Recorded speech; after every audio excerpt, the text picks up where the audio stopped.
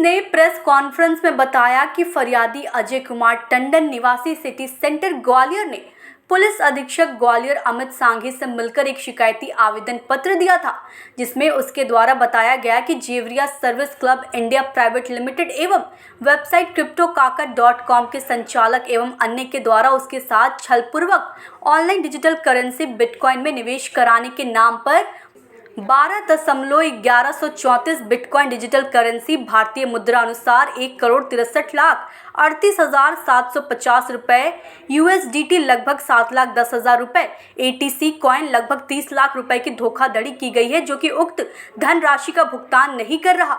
उक्त शिकायत की गंभीरता को दृष्टिगत रखते हुए पुलिस अधीक्षक ग्वालियर द्वारा थाना क्राइम ब्रांच ग्वालियर को शिकायत पत्र की जाँच कर अपराध पंजीबद्ध करने हेतु निर्देशित किया।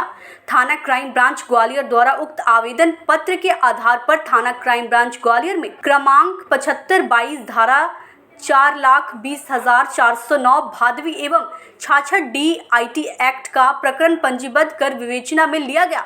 उक्त अपराध की गंभीरता को देखते हुए अति पुलिस अधीक्षक शहर पूर्व अपराध राजेश दंडोतिया द्वारा स्वयं उक्त अपराध की मॉनिटरिंग कर DSP अपराध श्री शियास KM भापू से मार्गदर्शन में क्राइम ब्रांच की एक टीम गठित कर विवेचना में आए तथ्यों के आधार पर प्रकरण के आरोपियों को पकड़ने हेतु लगाया गया।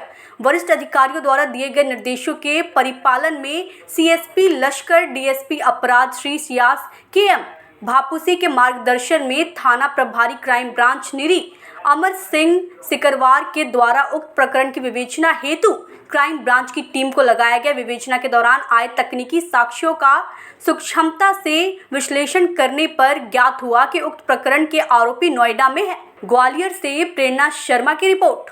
23/11/2022 को अजय टंडन नाम का जो फरियादी था उसके द्वारा पुलिस अधीक्षक श्री अमित कुमार सांघी को एक आवेदन दिया गया था और उसमें उसने ये बताया गया डिजिटल करेंसी में निवेश के नाम पर उसके साथ धोखाधड़ी हुई है, जिसमें कि USDT कॉइन और जो बिट्स कॉइन और इसके अलावा ATC कॉइन में के रूप में उससे इन्वेस्ट कराया गया और 10% का लालच दिया गया। 10% का उन्होंने बताया कि 10% प्रॉफिट हम आपको देंगे, लेकिन उनके द्वारा कोई भी हमें पैसा वापस नहीं किया गया। इस आधार पर थाना क्राइम ब्रांच में IP सेक्शन 409, 420 और 66D IT एक्ट के तहत केस रजिस्टर किया कर इन्वेस्टिगेशन में लिया गया।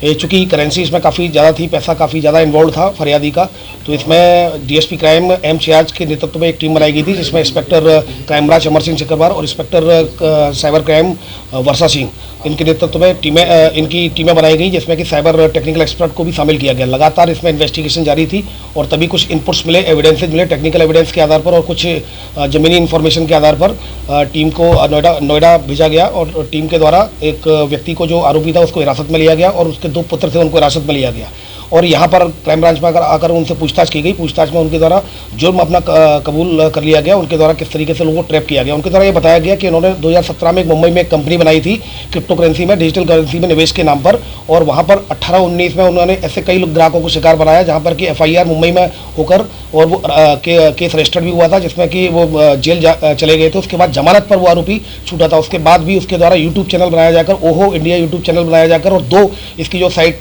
थी, वेबसाइट थी, जो जिसमें cryptokaaka.com और cryptoinbox.com के नाम से 2 वेबसाइट ही बनाई गई थी, जिस पर कि वो अपने डिजिटल निवेश के नाम पर ग्राहकों को लुभाता था। 10% निवेश, 15% का प्रॉफिट उसको यूज कर लेते थे।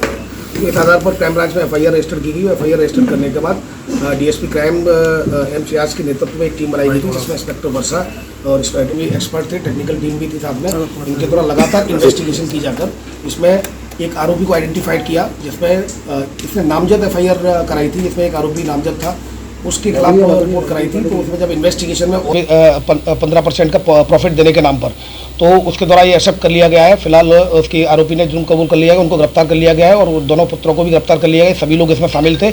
इसमें 4 मोबाइल और 11 जो कि चेकबुक मिली है, 2 पासबुक मिले हैं और कुछ ATM कार्ड मिले हैं। अभी फिलहाल कुछ और एविडेंसेज भी मिले हैं, जिनकी हम अभी जो कि पूछताछ चल रही है इसमें, और पुलिस रिमांड पर लिया जाकर इनसे और पूछताछ की जाएगी, जिससे और एविडेंस हमें मिलेंगे। क्योंकि न केवल एक यही जो फरियादी है, बल्कि और भी कई फरियादियों को ऑल ओवर इंडिया में इनके द्वारा बनाया गया होगा, क्योंकि अपने जो कंपनी का जो वेबसाइट्स का ये अपने चैनल पर, यूट्यूब चैनल बनाकर उस पर उसका वो एडवर्टाइज करते हैं। इसके अलावा फेसबुक पे भी इनके द्वारा इस तरह का ग्राहकों को लुभाने की कोशिश की जाती है। तो फिलहाल इसमें मुझे लगता है कि मीडिया के माध्यम से ये खबर जाएगी तो और लोग भी जो कि ठगी का शिकार हुए वो लोग भी यहाँ मतलब पुलिस से संपर्क करेंगे। तो हमें पूरी उम्मीद है कि इसमें और कई बड़ा खुलासा होगा। इसमें ये फिलहाल मुंबई में जो FIR हुई है उसमें जमानत पर छूटा हुआ है। आगरा में एक FIR जिसमें वांटेड है, जो अभी पता चला, जिसको और वेरीफाई किया जा रहा है। और चूंकि यहाँ पर ग्वालियर में तो पहले से ही वांटेड था, तो अब इसमें हमें विश्वास है कि इसमें पूरा एक गैंग और इसमें कुछ और लोग शामिल हो सकते हैं। जिस तरीके से डिजिटल करेंसी में निवेश के नाम पर ये लोग ग्राहकों को ठगते हैं और जिससे कि उनकी एक बहुत भारी राशि